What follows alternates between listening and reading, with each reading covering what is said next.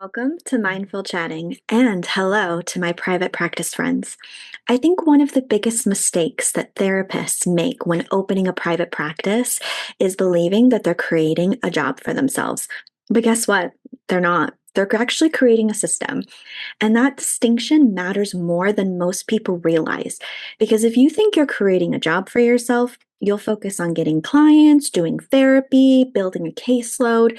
But if you understand that you're building a system, you start thinking differently. You start asking questions like, how does a client move through my practice? What happens when a problem comes up? What protects me legally? What happens when I'm sick? What happens when I need a vacation? What happens when I get overwhelmed? And those questions determine whether your practice becomes sustainable or whether it slowly becomes another source of burnout for you. But don't worry, we're going to unpack this together. Welcome to Mindful Chatting, a podcast where therapy meets real life. I'm Kristen, a therapist, business owner, and a lifelong student of what it means to fully show up in our relationships, in our work, and in our healing. Here, we unpacked mental health concepts, explore mindfulness tools, and talk through the messy, beautiful, in-between moments that shape us. Whether you're a fellow clinician, a curious listener, or someone navigating your own growth, this space is for you. Let's chat. When people first start private practice, everything lives in their head. The policies, the procedures, the scheduling, the documentation, the billing, the communication, the decision making. And initially that does work because you're small. But growth exposes a lot of your weaknesses because every time something unexpected happens, you have to reinvent the answer. If your practice isn't built on systems, it's built on your mental bandwidth, and that will eventually run out. But here's what's interesting. People hear the word systems and probably imagine like operation manuals and corporate procedures and these complex workflows. But every practice already really has a system. The question is are they intentional systems or are they accidental? So, for example, how do new clients contact you? How do they schedule with you? How do they receive your paperwork? How do cancellations get handled? How do notes get completed? How do payments get processed? Those are all systems. Whether you're documenting them or not, they're alive and well. For any clinicians tuning in, if insurance billing is the part of your practice that drains your soul, Headway will be your best friend. They get you credentialed, send you referrals, manage your billing, submit your claims, all the stuff none of us went to grad school for. It's free to join, and honestly, it's been a huge support for therapists who want to take insurance without drowning in the administration part. My link is in the show notes if you want to check it out. This is something that I think newer clinicians often misunderstand, especially if they go straight into private practice. We think that policies are there to make us rigid and to follow certain structures, but they're actually there to reduce our ambiguity because ambiguity creates this inconsistency, our emotional decision making, our boundary issues, and our liability.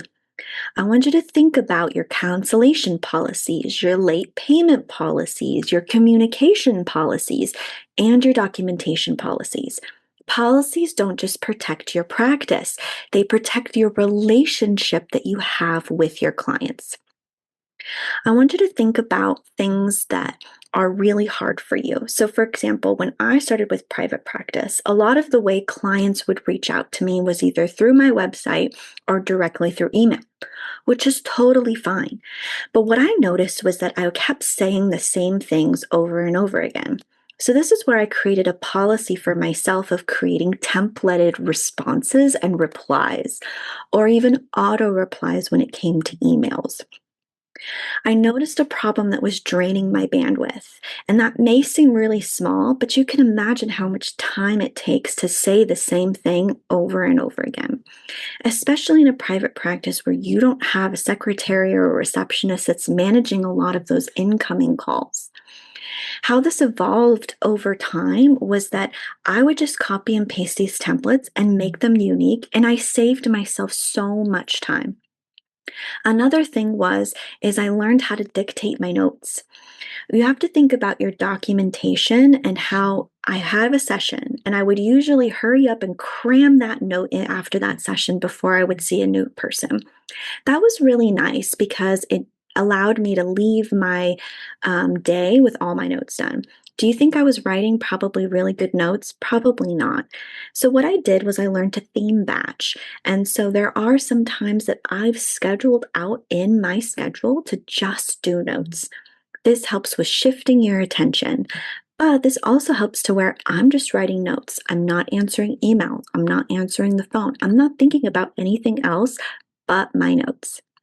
And then I learned how to dictate those notes, how to talk freely about my session. And then I would use certain tools that maybe had AI incorporated in it to help me flow my thoughts in the way that I think my documentation needed. All of these are about processes and workflows that help you gain a better system within your private practice. I wish I would have done this a whole lot sooner. It would have saved me a lot of time, a lot of burnout. Because what I noticed was is that I would take vacations and time off thinking that I just needed to have some time away and then come right back to the system that was slowly burning me out anyway.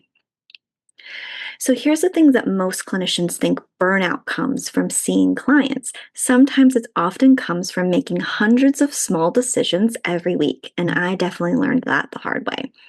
Should I waive this fee? Should I respond to this text right now? Should I make an exception for this person? Should I schedule here? Should I take this case? Without systems that help block you and create scaffolding to create boundaries and limits for yourself, everything becomes a decision, and decisions consume a lot of your energy.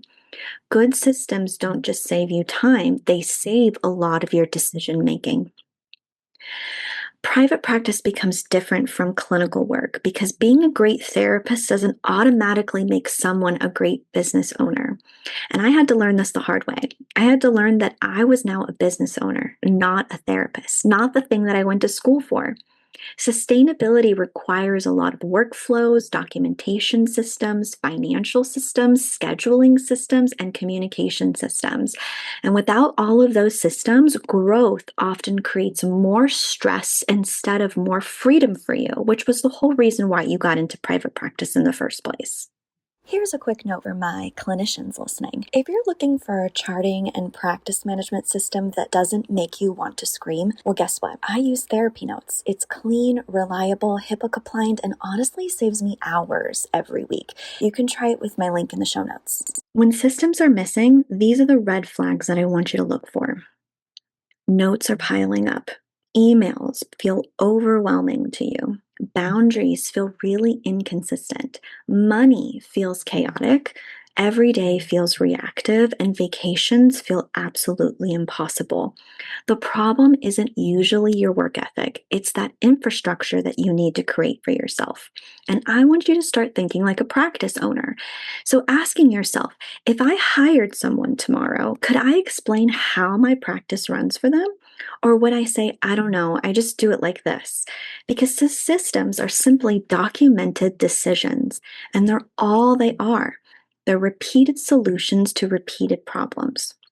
So, here's some practical action steps I want you to think about if you're looking at your private practice from a business owner. I want you to identify one area that's creating friction for you. Not all of them, just one right now. That could be your documentation, your scheduling, your building. Just pick one.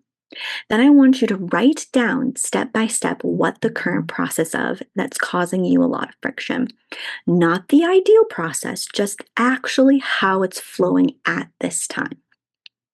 Then I want you to look at that flow and go, what part of this requires this unnecessary mental effort? And then I want you to create one repeatable workflow, not 10, just one that may change up this process to make it a little bit easy for you. And I want you to see how that feels. And I want you to see what causes friction. Because even if this one workflow doesn't naturally work right away, it's showing you a problem. It's showing you problems within that workflow. And guess what? You're a business owner, so you can change the way that looks and go, you know what? This isn't working for me. I want to do it a different way. And repeat those action steps over and over with each friction problem that goes on with your practice. This is why I'm so passionate about helping therapists think beyond their clinical skills, things that we were not taught in graduate schools. Because guess what? We didn't go to graduate school to be business owners, we went to graduate school to be therapists. Private practice isn't just about being a good therapist, it's about building something that can support you as a therapist long term. And systems are what make that possible for you. I think this was one of the biggest shifts I made as a business owner was realizing that every reoccurring frustration was pointing me toward a missing system that I needed.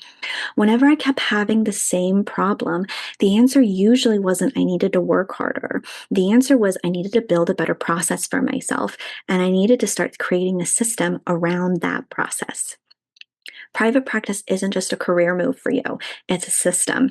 And the stronger the system becomes, the less your practice depends on your money, your energy, and your mental bandwidth. Because eventually the goal isn't to work harder. The goal is to build something that can hold itself together even on the weeks when life gets really messy for you. I want to thank you for joining me. And as always, be gentle with your mind.